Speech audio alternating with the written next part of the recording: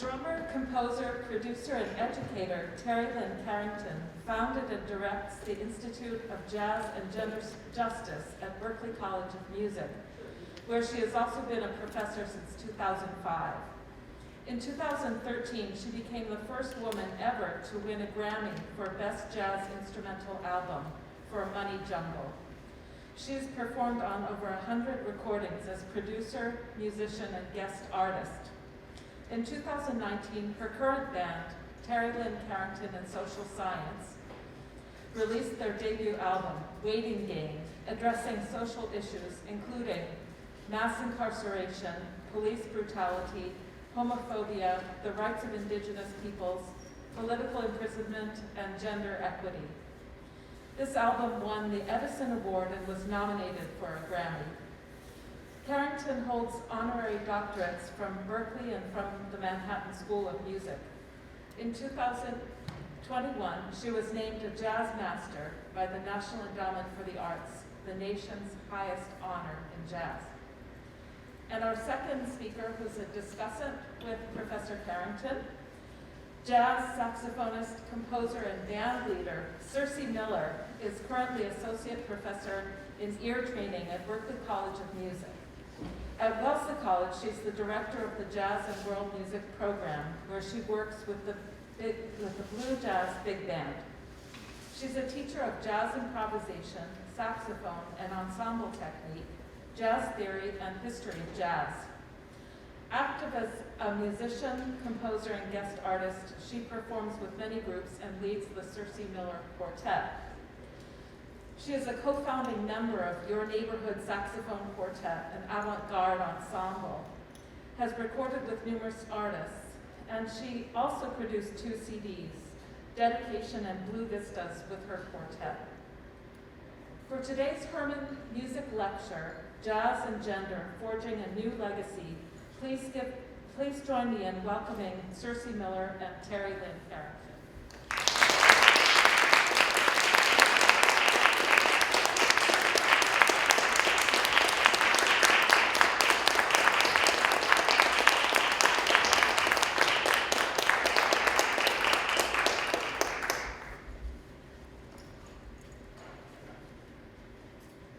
Hello. Hello. How about these chairs?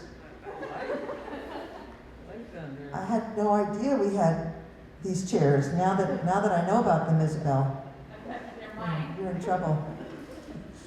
Well, we are so proud, so thrilled to have Terri Lyne Carrington with us today.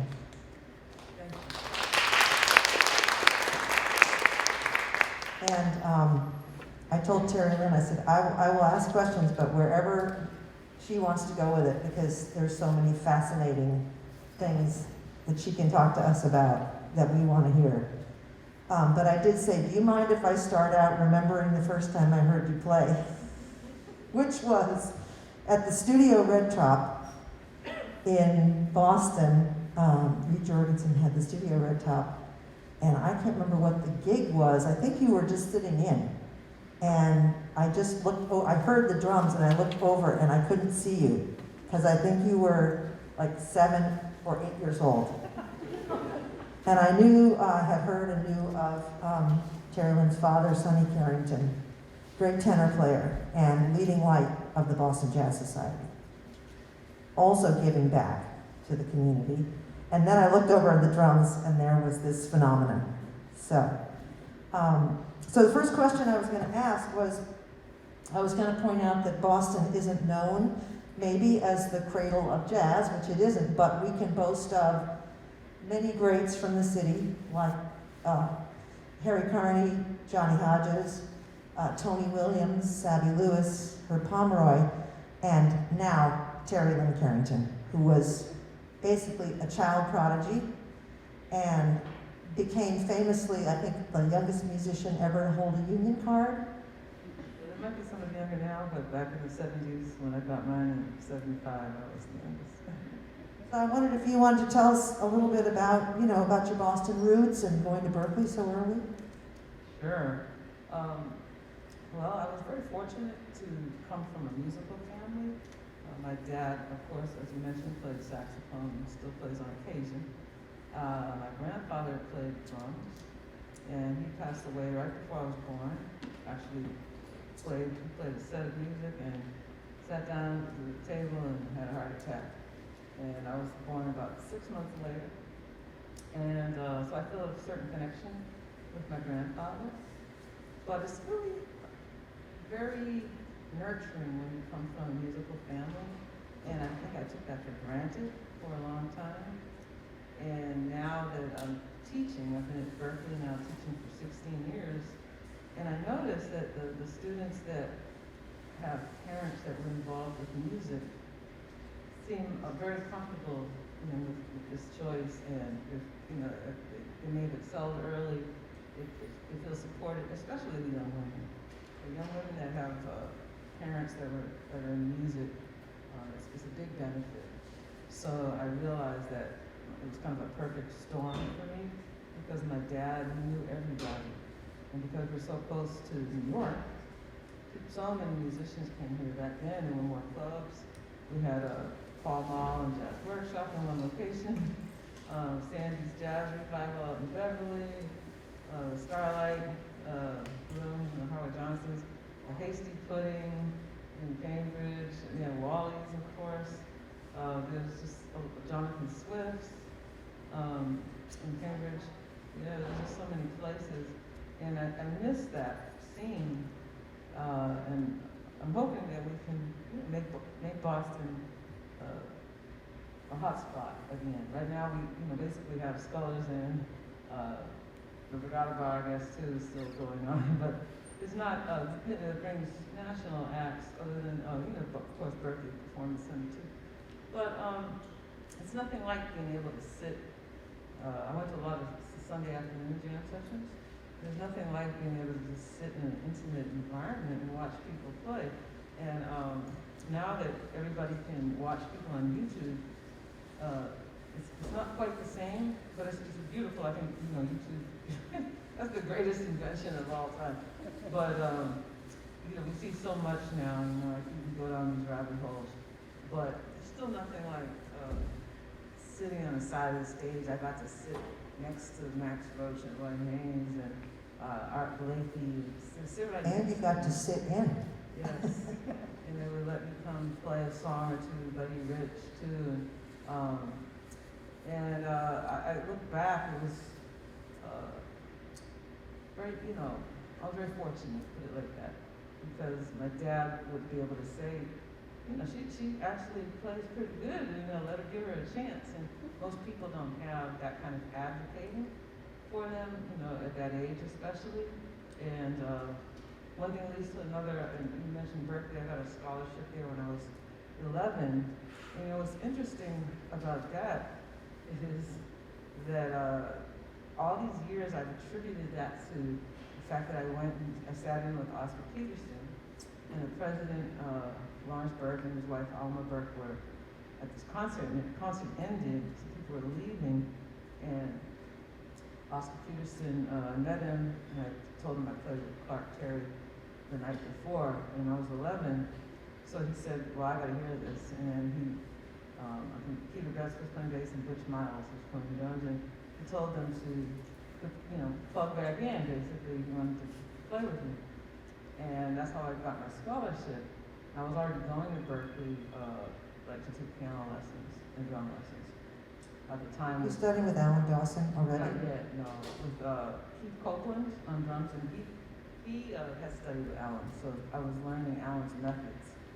And then, okay, is this better? Oh, there we go. All right, it's much better. I talk kind of soft. But I was taking piano lessons too with Dean Earl, but what's funny, speaking of just how women can be erased out of history, and this is a strange example, but it just hit me like maybe last year that the reason Oscar Peterson let me sit in was because I was sitting next to Ella Fitzgerald.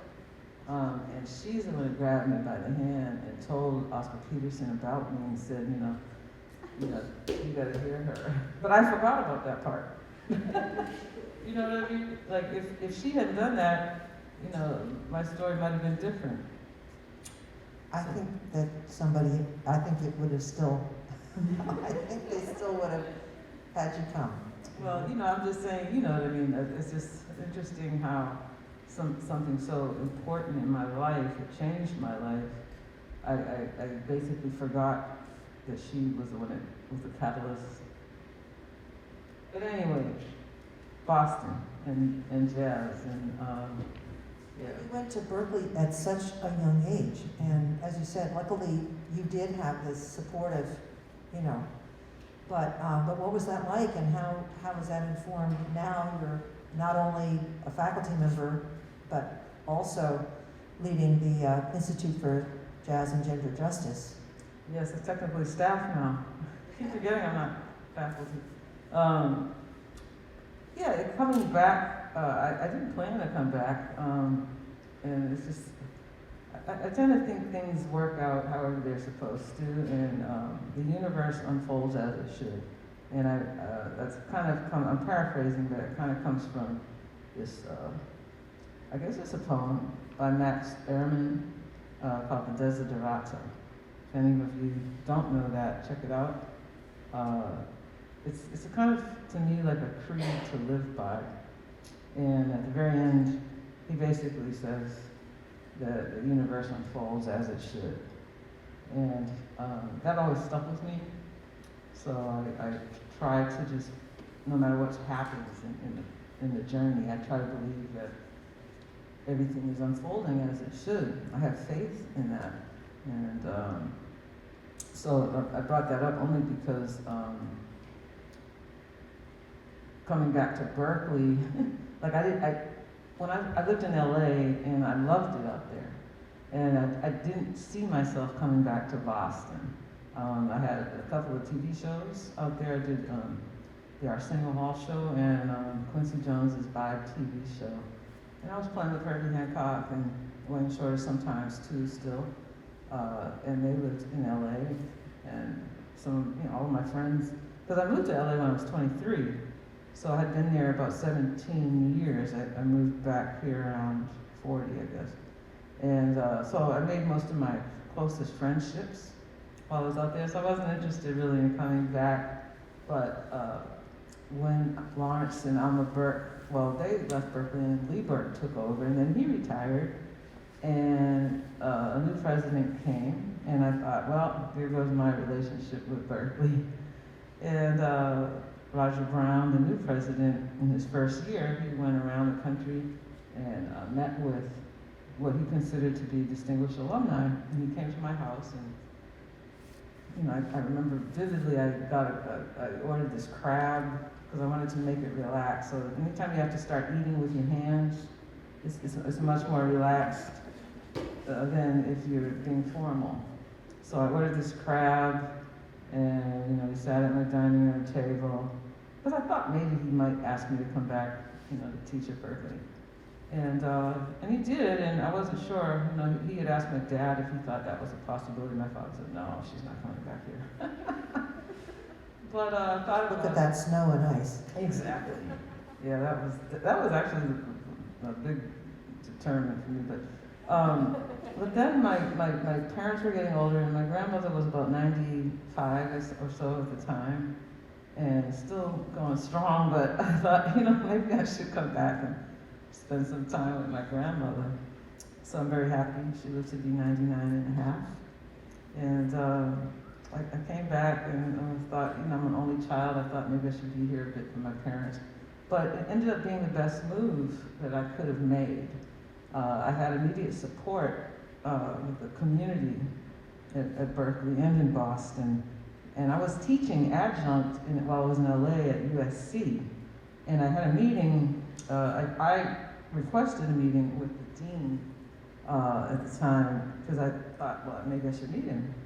And when I got there, he said, oh, I'm really happy that you did this. I looked at my calendar today, it said meeting with Terri Lyne Carrington, and I thought, who's that?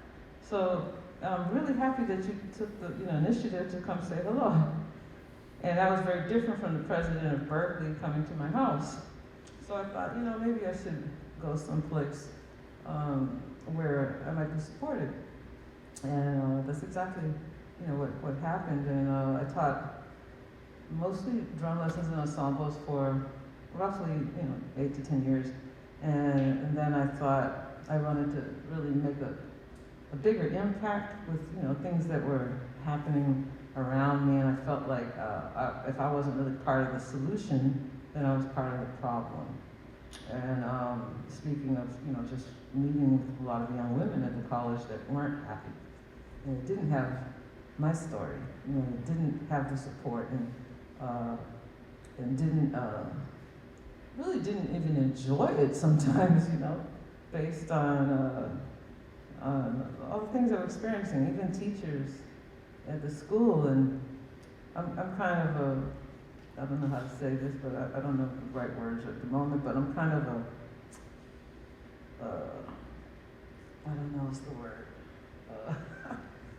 This is what happens when you're tired, words escape you. But I'm a little bit tough, let's put it like that. So the things they were telling me, I couldn't imagine anybody saying to me. So I wanted to know who these teachers were. I wanted them to even perk their lips to say any of these things to me. I was ready for a fight. You're talking too, I think a lot of us have had that experience. And in terms of, even when I used to jam at Berkeley, way back when, I went to New England Conservatory, partially because of that too. There were more women in the school at that time. Which is interesting because I've talked a lot about that with people like Chris Davis, who works with us. Yeah. And the new music community seems more welcoming to women. The third stream department had more women in it. Exactly. But you said that when reading up on founding the center, that one of the things that inspired you was winning the Grammy and having it be the first woman to win the instrumental jazz category. And you said, I won that, and then I said, this is great, and then why has this not happened before? That was one thing you mentioned. And the other was a lot of the conversations that took place in the Berkeley community with the Me Too movement. And then you were speaking with the Women's Jazz Collective. And were those, I know it was a building process, but were those catalysts for you in terms of the Institute? Sure, all of that. And see, I didn't have any of those experiences. I always took care of myself, and I always sum it up when I look back. When I was 10 years old, I did my first travel, to do a gig. It was with Clark Terry, and Buddy Rich was also on the bill. And I wanted to meet him, and somebody said, well, he's in a bad mood. And Buddy Rich was, of course, notorious for being in bad moods. There's all kinds of tapes on the internet to prove it. But when I didn't, listen, I wanted to meet him anyway. So I went up to him, and then somebody said, well, this is, young Terri. She's sitting in here as a guest with Clark Terry. Louis Belson was the drummer with Clark. So I was a guest, and Diane Reeves was a guest. So that's when we met and became very close friends. But so he looked at me and he said, oh yeah, well, you better not be any good. And I, without thinking about it, I just said, oh yeah, well, who's gonna stop me? And he looked at me and he said, hey kid, you wanna come play with my band? And I didn't, because I was there to play with Clark, but he came to Boston about, shortly thereafter, maybe a month or two later. And he had me sit in with his band, and his buddy, all the people that he endorsed, they're always, around him and hanging out. So Zildjian was there, and people from Slingerland Drums, and so I got endorsements, on the spot. They sent me Buddy's kit, and I went to the factory and picked up cymbals, and but I realized that was just part of my personality. It was there when I was 10, and so I think what happened, rather than think. Because you kind of go through life sometimes putting yourself in other people's positions or putting other people in your position, making this correlation. And I realized at that moment when I was talking to the students in the Women's Jazz Collective they shouldn't have to be tough. They shouldn't have to be like me. They have their own personality. And they should be able to be their authentic self, whatever that is, and be supported and not have to deal with these extra burdens. So that's really why I started it once I realized I'd been approaching it all wrong, because before that my approach was like, oh, just tough it up, just do it, just don't let anything stop you. Just doing what I did, using myself as an example. But then I had to really open my heart and my mind really to other people's experiences and stories and not expect them to have the same type of personality. Absolutely, and you're going even further and supporting and mentoring young jazz instrumentalists specifically. You want to speak to that? And you were speaking about new music too, because that's the coalition, right? For your Right. I never know what to call when you mentioned New England Conservatory. They're more known than Berkeley for what I guess what we call contemporary improvisation. When I said new music, I was thinking about that.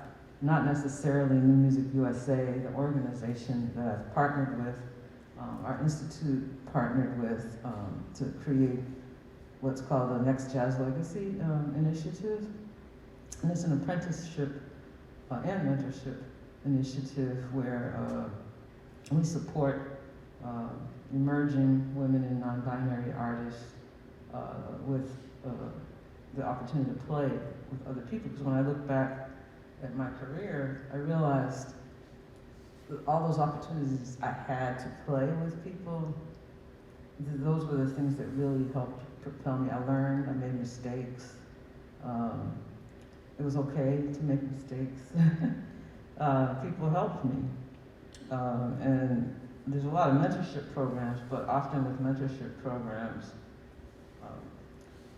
people don't get the on-the-job training, like the on-stage training. And mentorship can be, private lessons or, meeting with people and talking to them a lot. And that's all great, but I just wanted to do something that actually put them on stage. So is this in the second or third year? the first year. The We haven't even announced the first group this yet. is the first group. It's seven. We had 86 applicants. Oh, so you haven't announced. So I was going to ask Terri Lyne if she could tell us who are going to be the some of the leading in the future in the group, but you can't tell us yet. Right? No, I can't tell you who the people are. I can tell you that a lot of amazing people stepped up. I could probably list a couple of them to be mentors and band leaders. I can't say that who the emerging artists are yet, but also our panel. So with 86 applicants, we had a two-step process where there was 3 different panels that kind of dwindled the 86 down to 25, and then we had another panel that shows the top 7 out of the 25. So the people that were on the panel, a lot of different people, Miguel Zanon, Angelica Sanchez, Cassandra Wilson, Ambrose Akin-Nazir, Matthew Stevens, Brandy Younger, Camille Thurman, Sean Jones. So there's a lot of people, from different areas in jazz. And, we have, I guess I shouldn't even mention the mentors either yet, but those were the panelists that were doing the choosing. Yeah, and this is to give them not just the financial reward too, to help support their art, but that mentoring experience. And in their apprenticeship experience. So what we did is we also grant the band leader to have a minimum of 6 shows, with the person that will apprentice with them. And, the money is to help them pay their fee and to pay for rearranging and the time it takes to break in a new band member and all of those kinds of things. So the awardee, the emerging artist, they get some money to help, like maybe do a recording or something that will propel their career. And then the band leader gets supplemented because I thought how do we get some of these most amazing artists in jazz to give a shot to some young women that they've never heard of, maybe, you know? And I thought, well, often if you hit people, you know, that are in their pocketbook or wallet, that might at least make them have the conversation quicker. It's genius too, and it builds on the Institute of Berkeley, because you're dealing with people who aren't in school programs. So you're doing an amazing, you're kind of growing this up through the education, and Berkeley of course is involved in city music too, so it goes back to, you know, hopefully young girls, and then going through Berkeley and the college experience, and then after college, what next, you know? Exactly, it's the whole spectrum that has to change, because whenever you're making change, it has to happen on all levels. So we can't expect, I mean, I had a phone call today on the way here with a band director. I mean, I guess he probably runs for jazz program at a pretty prestigious college. And yeah, it's difficult, you know, like if a school is saying, well, you know, we don't have any young women to come into this top band. And then when we get auditions and we want to bring some in, some of the faculty is like, well, she's not as good as this guy. And, you know, I don't want to be involved if we're not, you know, having the best. And I had to really break it down, you know, to him. She's not as good yet, maybe, as this guy, because she probably didn't have the same support he did in middle school, in high school, and then here at college, because obviously this very teacher, it doesn't seem like he's bending over backwards. You know, so you're expecting, you know, all of the young women to come fully formed, but you haven't given the support along the way. So how are things going to change? And he was, you know, as far as I was concerned, I got pretty upset in the car. But I was, you know, he's holding on to his privilege. And he's scared, you know, he doesn't want his privilege, because he's looking, because he said this is a young professor too. And I said, that's even worse, because at least if it's the older ones who think, well, at some point they'll retire. And, yeah, I mean, you know, the radical thing is, you know, we'll just wait until all of the bogus middle school teachers are gone, you know, and let's keep training the next generations to not make the same choices. Here in our band here, which is obviously not a professional school, but our students, we have wonderful students, and many of them come and tell me that they never got a solo in high school or middle. So our band motto is, everyone takes the solo if they want it. We highly encourage it, and people just, you know, they become such happy improvisers, you know, really in that context of support, you know, and that's what it takes, is not shutting out the voices. And speaking of voices, your new standards project is exciting too, because we were talking about, you know, looking for compositions of women and women jazz artists specifically. That used to be harder to find. So yes. Well, when I started the Institute, we had our first opening event, and I looked through the real book for tunes for students to play, and it was difficult to find any that were written by women. I think we played Willow Weep for Me a couple of times. Yeah. But so that was really the first initiative of the Institute, was to create a book of compositions that I wanted to curate, you know, at least 100. So we made it 101. But it's called New Standards, 101 compositions, 101 lead sheets by women composers. And that should be out in the fall. is that going to feature classic works, you know, from composers of the past and also contemporary? Yes, it spans about 100 years. So from the earliest composition is a Will Harvin Armstrong composition from 1922. And it just keeps going. There's not a whole lot of the older ones, but there are a few. And yeah, it's something for everybody, really. It's, there's some new music, or I always get I don't know what to call it, avant-garde new music, creative music, there's so many terms, but not mainstream. There's some of that, and there's some mainstream, of course. There's a lot of blues-based music for, people that may be in their earlier stages. And a lot of very intricate music that would kick anybody's butt.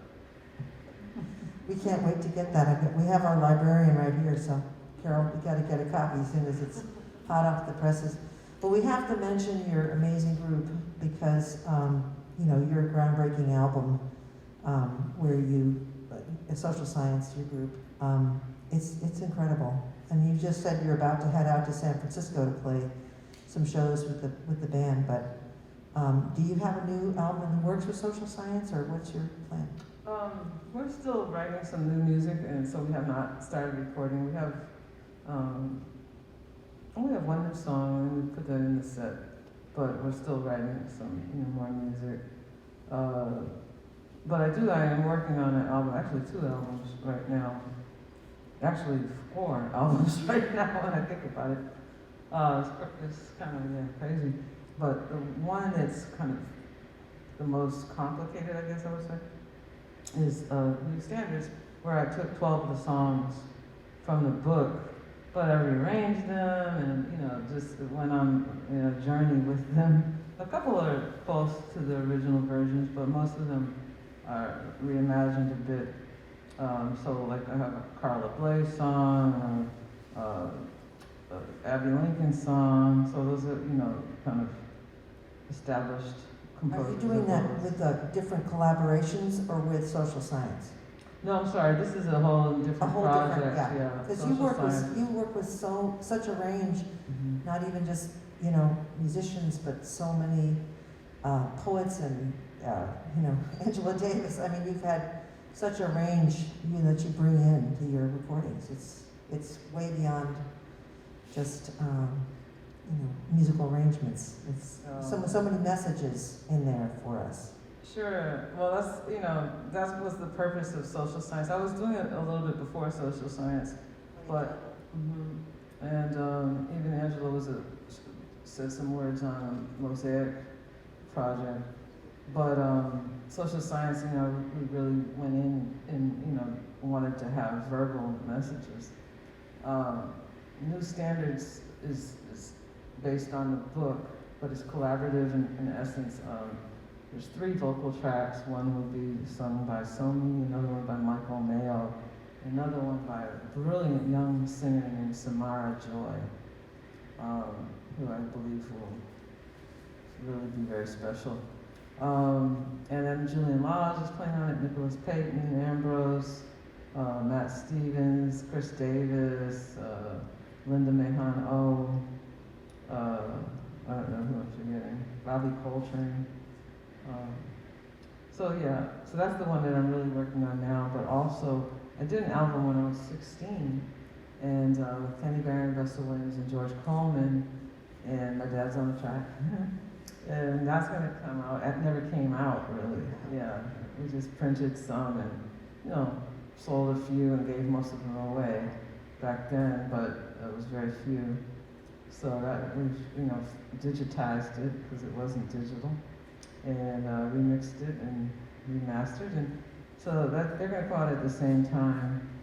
Those 2 albums, so it's like a 40-year retrospective, I guess, in some ways. Not retrospective, but it marks a 40-year anniversary.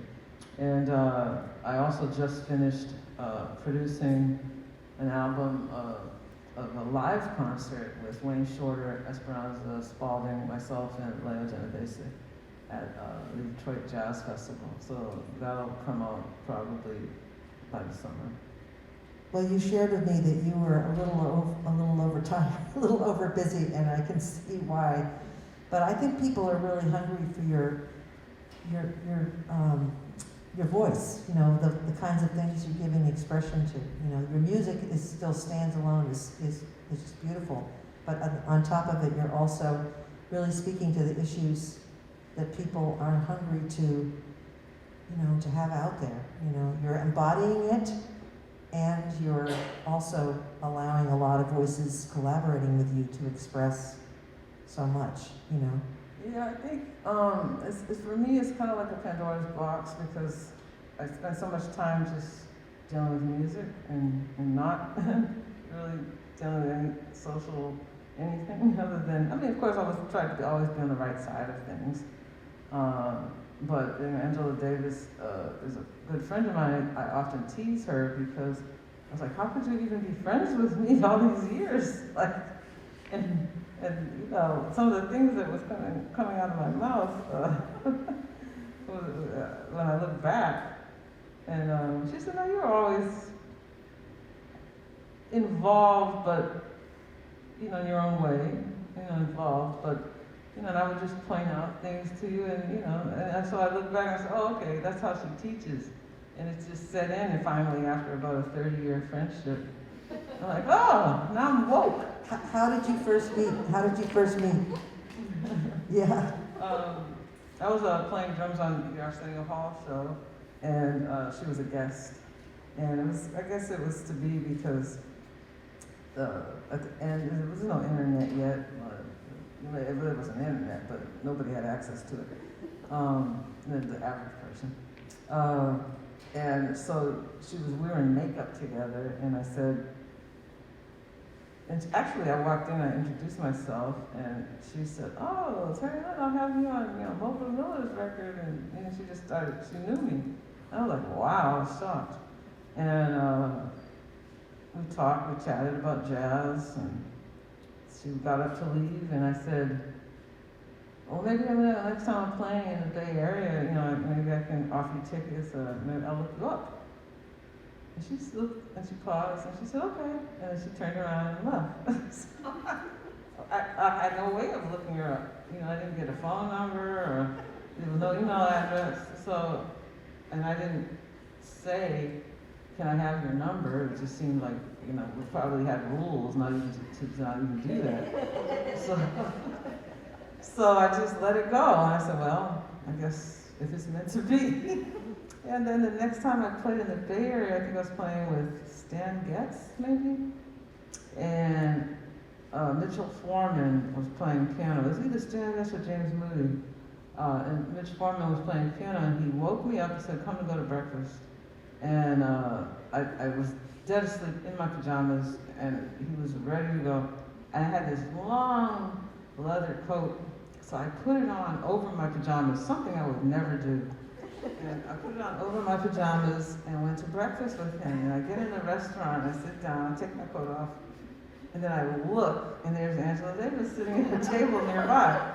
The first thing I did was put my coat back on, zip it up all the way up, and then I walked over to her, and it was funny because she lives outside of San Francisco, and this was right in San Francisco, and she had been putting off this breakfast with this person for a long time, and then finally she just said yes. So it was just serendipitous, and Goes back to that, it was meant to be. exactly. And I asked if she wanted tickets to the show, and she said, no, I don't think so. So I was thinking, oh, okay, I guess, you know, it's the end of this. And she said, but if you'd like to come over tomorrow for breakfast, you know. I was like, okay, and then our friendship began, and I've learned so much from her. She's truly a mentor, and one of the most brilliant people of our time. Did you think that influenced you in what you did put out, say with Money Jungle and Mosaic? I mean, is that part of? I'm sure on some level it did, but she also serves in an advisory capacity to me for this institute, and she helped me name it actually, because I was not sure what to name it, and I probably had gender equity in my brain, and she said, no, you have to say gender justice, because when you use the word justice, you imply transformation, and you can have equity and equality without changing the conditions that created the inequity and inequality in the first place. And so that stuck with me.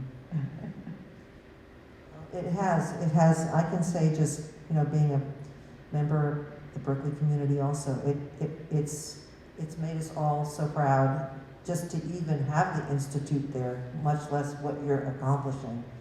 And the, you know, great speaking program, the playing, the courses, and I think it must make a huge difference on the students, not just the female, all the students.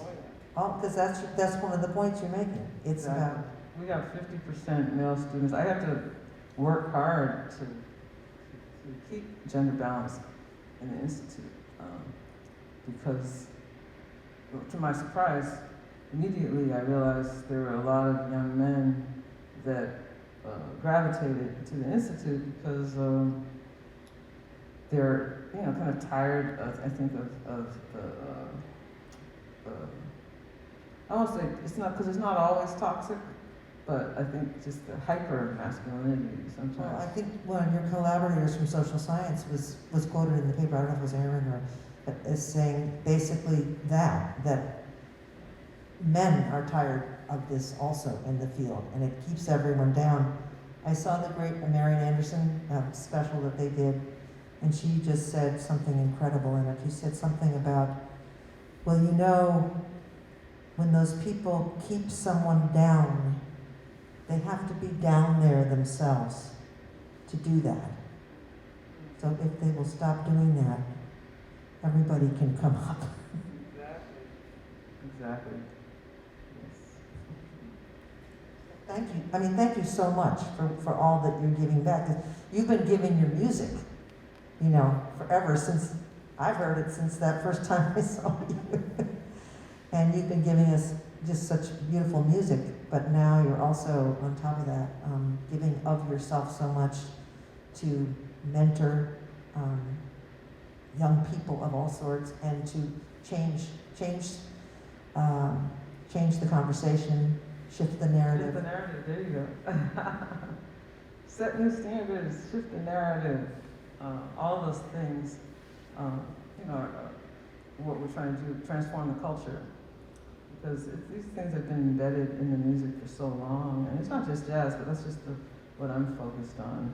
But in focusing on jazz, I mean, we're acknowledging it in other art forms and other genres, and the other thing is, you know, the intersection between all the justice struggles. You know, I tell my students all the time, you know, we can't talk about gender justice or racial justice, and then go litter. You know, it doesn't make any sense. You know what I mean? So you have to, or not acknowledge, you know, the struggles of people that are differently abled, or which is a topic that's coming up more and more in jazz. You know, and we teach. You know, our institute is on the 3rd floor without an elevator, which is just crazy. You know, so. It's just things, you know, you just have to keep trying to figure out. And now Berkeley has a new president who's hopefully continuing to support what you're doing there. I hope so. We'll find out. I think we might have come to the moment, unless there's some other things you want to tell us about what's coming up for you, where we hear from the audience, because we'd love to hear from this wonderful group here. Any questions that you have for Terri Lyne Carrington? Comments or questions? I think we have some. We have microphones. Oh yeah, use a microphone so we can hear you. Hello. Thank you very much for coming and speaking. It's great to see you. I wanted to ask, I saw a Berkeley YouTube video of you speaking. You mentioned that it was only later in your career that you started to create activist music. So if that still holds, how would you describe your earlier music, and was there ever a point when you felt pressured to play a certain way? What kind? I'm sorry. The only thing I didn't hear was it was later in my career I started to do what? Create activist music. Oh, activist music. Well, I think stylistically my choices have changed over the years. Just, you know, within the genre, and mostly interested these days in playing as open as I can, you know. Free music, totally free, or just things that are less structured, or less structured in the ways that they have been structured, like over my career, you know. I'm trying to get out of the boxes, basically, that nobody puts you in these boxes. It's just, you grow up a certain way, you have a certain taste, or, you have certain opportunities. And then next thing you know, you're kind of in a box and also labeled in some way, by the industry. And it's kind of funny because I've been playing with Chris Davis, and that only happened because I reached out to her. There was a few, I guess it's been about 7 years or so at least. Zombie has the 25 people to look for, and her name was on the cover. And I didn't know who she was, so I went and listened. And I just loved the way she played, so I just went to her website and emailed her. And I was going to New York, and I said, I'd love to just chat. And I didn't know she lived upstate, but she came into the city, and we chatted, and I asked her to do a gig with me in, I think, China or someplace, and she asked me to do a gig with her at the Stone. And she said, okay, it's just going to be an open set, no music, we're just going to improvise the entire set for an hour. And I was like, oh my God. Because I had never done that before, ever. So I did it, and it was so much fun. I mean, don't get me wrong, like playing with Wayne Shorter is almost like that, but it's it's a little different because you have these structures that you can eventually go back to, But with this, there was nothing to start from, and I realized, oh man, I want to do more of this. And I also realized I had the opportunity to play with Lester Bowie when I was about 18 or 19 or so, and we played a week at the Village Vanguard, and I just felt like just a fish out of water. Like I couldn't play with him. I didn't know what to do. So it took me, I guess, I don't know, close to 30 years to be able to just approach that music that openly. And now I'm stuck on it, like I'd rather do that than actually have these structures. And I also realized that's what I'm looking for in society as well, like, ways to create less boundaries and ways to exercise my own freedom, to claim it, and not fit necessarily into somebody's box. So stylistically, that's how things have changed over the years. Thinking like that, along those lines, and if you're living in today's society, you have the opportunity to comment on what's happening. And as we've seen over the last couple of years, you have to live under a rock, to not be made aware of things. And before the last few years, I think people were living under rocks in some ways, in their own rocks, their own, their own communities. And I just feel like in order to become a better musician and push yourself out of your comfort zones, it's important to do that around you as a human being as well. So I'm really grateful that we're at a place now that people seem to be investigating things more differently, and I have to give it up to this generation because you guys are leading the way and making people pay attention to things that they just didn't notice before. Or wouldn't talk about. Yeah, I'm giving people the benefit of the doubt. I'm always an optimist. But I also look at myself because I didn't really, even though I'm a woman that plays drums, I didn't really notice the problem with just that in the jazz world because I was not having, I was accepted on some level, maybe not on every level, but on some level. So I just didn't notice. So when somebody says to me, "Oh man, I didn't notice," I don't get mad at them, and I know how that can be. So I try to point out, look at your record collection. Listen. When you listen to the radio, start thinking about who you're listening to. Look at your ticket stubs. Who are you supporting? Who are you spending your money on? and just start thinking about it.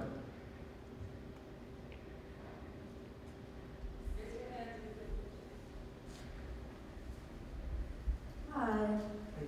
I also want to say thank you so much for coming to speak, and I wanted to ask that you spoke very passionately, and I think that a lot of people in this room made me feel. Sorry, can you speak up? The way the sound is bouncing, it's Yeah. hard for me to. Is this a little better? Yeah. Sorry. You spoke very passionately about how you were very supported in music from a young age, and I've been in doing jazz and music for a really long time, and I've had a lot of friends who have not experienced that support, and lots of people who have kind of been left by the wayside or kind of shafted out, especially in jazz, before they get to the university level. And so I was wondering if you have any plans for your institute to kind of expand to younger students and public school students and things like that, because I love the idea of your institute so much, and I think that expanding it towards a younger generation of students like you were talking about would catch so many really potentially passionate students who love music a lot. Yes, that's kind of the goal at the end of the day, to be as expansive as we can with this message. I definitely want to make sure, like, it's collective work. You know, no one group of people or organization or one person is holding it down, so to say. You know what I mean? It's definitely collective work, and it takes all the different, efforts of different groups of people to make a real shift happen. So, I'm doing the best I can at the institution that I teach at. We are doing some outreach. Chris Davis has an outreach class, and she goes to Boston Arts Academies, I think that's the name. And we also do some programs with organizations that reach out, like Monterey Jazz Festival, and they have a youth, high school band, and there's some others that reach out to us, and they're going to Reno this, next month, and so we do what we can with high school festivals. Middle school is a lot tougher. It's just harder to kind of penetrate that area, but it's all of these areas that have to transform, and it also takes the audition process at the colleges. We spend time talking to people in different departments, because once we started this at Berkeley, but then we didn't realize how much work it would be. You have to talk to all these different departments and get involved with what they're doing if you want to see change. So we often talk. We're very close to admissions, and I don't just talk about gender justice. I talk about racial justice. They're hand in hand for me. So we look at, well, where are you recruiting? What methods are you using to recruit? What standards are you using? And who said those standards were the ones we should use?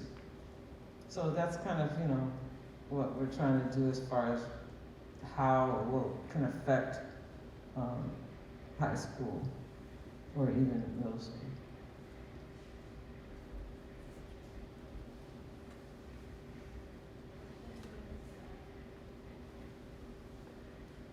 Because if you have we have a teacher that teaches gaming, composing for video games, doing auditions for my summer jazz workshop, high school.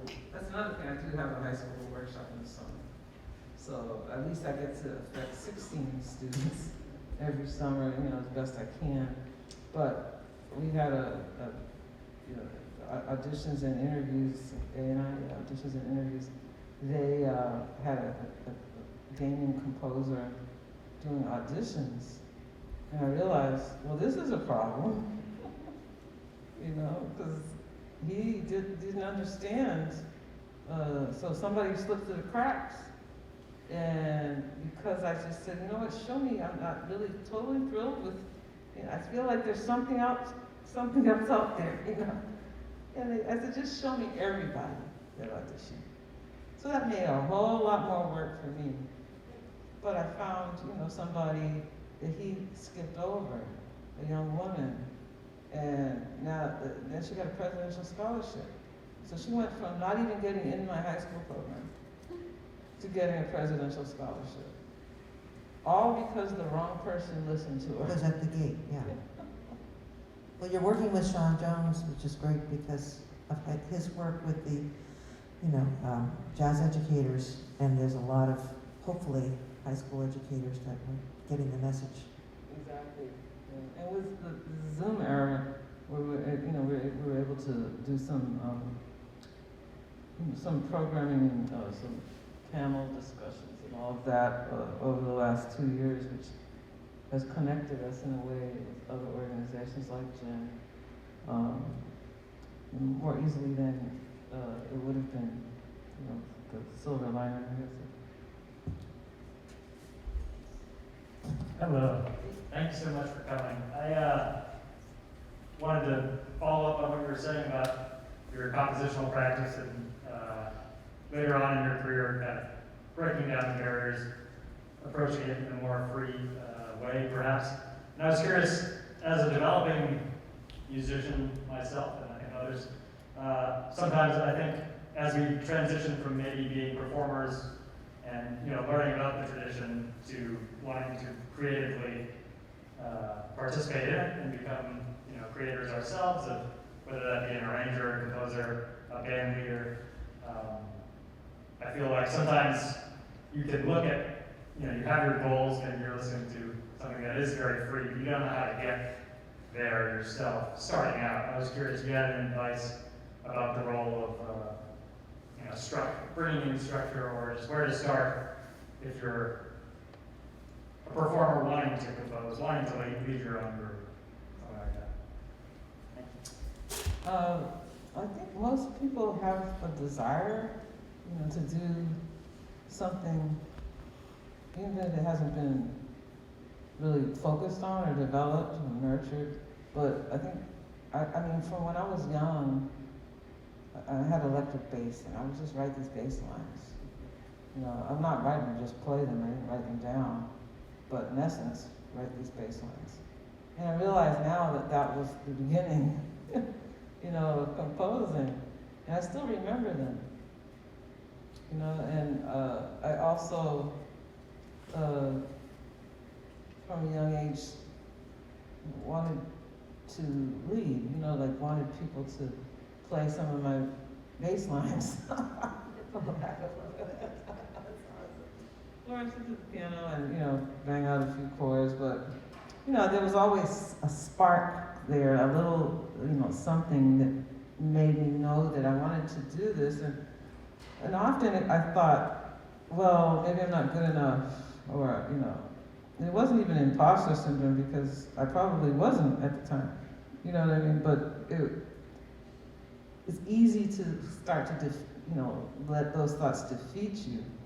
And so my answer is, if you have a spark of something, then you have to kind of prioritize that and just start doing it. There's no magical answer. You just start doing the thing that you think that you want to do on small levels, and then, as I said before, the universe supports. That's one thing I really truly believe. Not just that it unfolds as it should, but that it supports what you're doing. When you put effort into it, there's like this weird mystical energy. Not for everybody all the time, but without putting that energy into the universe, there's no way to me that it comes back. I guess it does for some people. That's where I guess the word privilege comes. Like some people, just everything falls in their lap. But I'm not sure if those people authentically are really putting a lot into the universe. But I'm talking about, like I had a conversation with Henry Threadgill, and he said something really interesting. He went to college. He got a scholarship to, I forget what school. And they had to kick him out because he just took every class. He said his goal was to take every single class that the school offered. I believe it. Yeah. And I'm like, wow, that is next level. You know, that kind of spark. You don't have to do that, but just like, you're here to, he said, because I asked him to come speak to our students, he said, well, the first thing he says is, I don't know why you guys are here, because what I've come to realize over the years, going to speak at schools, is that I don't know why they're here, because it just doesn't seem like it's really just to get the knowledge. You know, there's like, there's some end to it, other than that, you know. And I didn't understand what he meant until he said that he took every class until this college said, listen, you know, enough is enough. It's kind of like when you go to all-you-can-eat buffet, and they're like, okay, we said all you can eat, but not everything. All, you know. But anyway, so like, and another thing, there was a great horn player from Boston named Ricky Ford. Yes. And he lives in Europe now, but he played with Duke Ellington. He was like 18, he got a gig with Duke Ellington right before Duke passed. So he was just the tail end of the original band, not original band, but with Ellington himself. But anyway, he lived in New York when I moved to New York, and I started doing gigs with him and also Bobby Watson and in high schools, and it would be rough because New York traffic is no joke. And to get to a school in the city, and I lived in Brooklyn, and to drive my drums, you know, they didn't have drums, and then have to pick up, because I'm the only one that had a car, and have to pick up Bobby or Ricky and go to a high school and be there by 8:15. It was brutal. And anyway, Ricky, one of the things that he said to me was, write something every day. If you want to write your own music, you want a band lead, he said, I don't care if it's 2 bars, write something every day. And that stuck with me, though I didn't do it. It still made me think about the discipline, you know, of needing to just be consistent on some level if I could. I once heard Ricky, I was in the audience with George Schuler, a drummer, and they started playing Giant Steps. There's a little club in JP. And I turned to George and I said, 40. And George turned to me and he said, 35. We were talking about numbers of choruses that Ricky Ford was going to take. I think he took almost 50 choruses. But he's giant tenor player. So he was perfect for the Ellington band, sitting in Paul Gonzalez's chair. He's from Boston too. Yeah. So we do have a bit of a legacy here. Yeah, you are one of our biggest parts of it now. I'm afraid that I'm looking over here, yeah, I'm afraid we're gonna have to stop. I hate to stop. We hate to stop and let you go, but it's just, think of it as the first, and we've got to get you back, because 2013, I don't think any of you were here in 2013. Paul and I were here. But yeah, we've got to get you to come back. I don't know how you'll fit us in with the schedule that we can see that you're doing, but up the road. So. Up the road, and you can come and you could just do a solo. I mean, you know. But so fantastic. Everyone will be following Terri Lyne's career and waiting for that new album to come out. Two or three. You said 4 projects. Yeah, actually, the other one that I didn't mention with the 4th one is the Henry Threadgill project, which will only be available. This is a very interesting concept. It's called Baker's Dozen, and it will only be available on Bandcamp and on the Baker's Dozen website, but it's 13 albums, and that you can only buy as a box set. Wow, that's amazing. Yeah, That's so amazing. just kind of went in the studio and did it old school. I needed to remember that I could go in the studio in one day and make an album. And then spend a little time, of course, mixing and editing, but I hadn't done that since my early 20s. Who's playing on that? Oh, that one is Morgan Garion from social science. And Wonder, he plays, he's multi, and yeah, he his plays horn everything. playing is just gorgeous. Yeah, he's an amazing musician. Yeah. He was in my high school program, and I was like, I knew him as a saxophone player. Then I went online and saw him playing Plays drums and everything. bass and He's one of those- everything else. Yeah. yeah. It's like a different level of, like a Jacob Collier instrumentalist. But and then a master's student in a Berkeley's Global Master's Program, and a great trumpeter. Her name is Milena Casado. She's from Spain. She's really amazing. And another student that played with us. We just cut this thing last week, and it'll probably be out like next month. But her name is Devin Gates, and she's in the Harvard Berkeley dual program. Oh, wow. Thank you for doing that and keeping that music alive, keeping his music alive. So, to be continued, we hope. Thank you so much for coming. And, to continue.